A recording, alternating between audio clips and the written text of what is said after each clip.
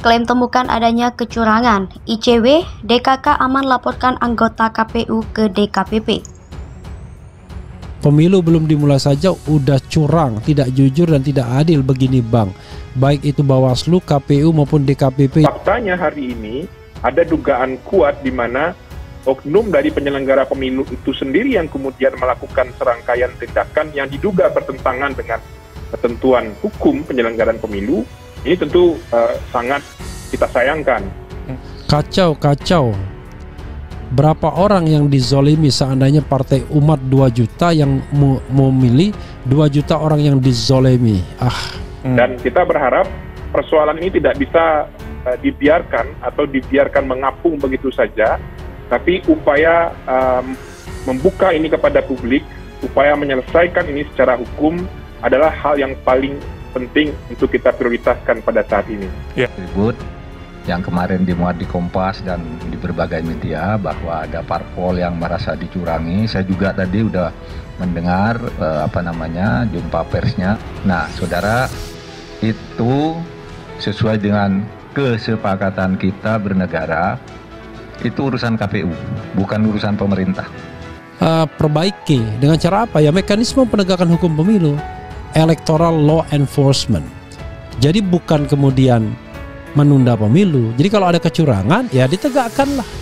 Apakah yang curang itu tidak dihukum? Itu yang orang keliru, seakan-akan pemilu kita tidak adil karena kalau curang sedikit tidak dihukum. Dihukum, tetapi dihukum pidana. Seperti yang sekarang ini banyak orang di dalam penjara nih hari ini karena melakukan kecurangan pemilu. Cuma partai politik ditemukan tidak memenuhi syarat atau belum memenuhi syarat, tapi malah diperintahkan untuk mengubah temuan itu dari belum atau tidak memenuhi syarat menjadi memenuhi syarat. Ketidakcurangan dan kecurangan yang bisa terjadi di bawah. Saya katakan kepada KPU hati-hati, apapun yang Anda lakukan pasti ada yang menduga. Saya punya daftarnya orang yang sekarang ada di penjara karena curang secara pidana itu, gitu. Jadi ada hukumannya semualah, kecurangan. Udah banyak yang kena. Ada lurah yang dipecat ada lurah yang sekarang ada di penjara Ada orang di Jakarta 2 orang di penjara karena kami memutuskan untuk melaporkan ke DKPP dalam waktu dekat. Tentu kami berharap pengusutannya dapat objektif dan independen. Sekali lagi kami tegaskan, koalisi masyarakat sipil kawal pemilu bersih bertindak atas nama independensi dan objektivitas, tidak terkait dengan kepentingan partai politik manapun dan tidak juga menginginkan ada seperti yang dikabarkan banyak pihak terkait dengan penundaan pemilu dan lain sebagainya. Koalisi Masyarakat Sipil Kawal Pemilu mengancam bakal melaporkan para anggota Komisi Pemilihan Umum RI ke Dewan Kehormatan Penyelenggara Pemilihan Umum. Ancaman itu diberikan setelah koalisi mengklaim menemukan sejumlah data dan fakta terkait dugaan kecurangan yang dilakukan KPU pusat kepada sejumlah KPU daerah.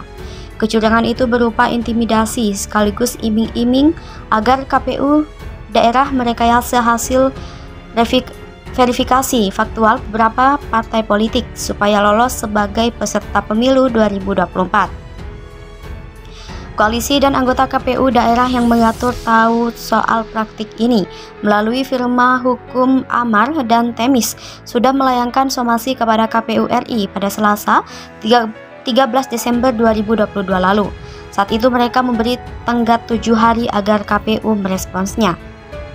Sebelumnya, koalisi ini telah membuka pos pengaduan independen selama sepekan terakhir. Dari hasil pantauan, mereka mengklaim menemukan sedikitnya 12 kantor KPU tingkat kota atau kabupaten dan 7 provinsi mengikuti instruksi dari KPU RI dan berbuat curang saat proses verifikasi faktual partai politik serta pemilu berlangsung. Kendati demikian, ia menyebut bahwa temuan ini masih perlu didalami kebenarannya. Sementara itu, pihak KPU RI justru menilai surat somasi yang dilayangkan oleh Koalisi Masyarakat Sipil tidak jelas merinci subjeknya. Hal itu disampaikan Wakil Koordinator Divisi Hukum dan Pengawasan KPU RI, Idam Holik, ketika ditemui wartawan pada Minggu siang.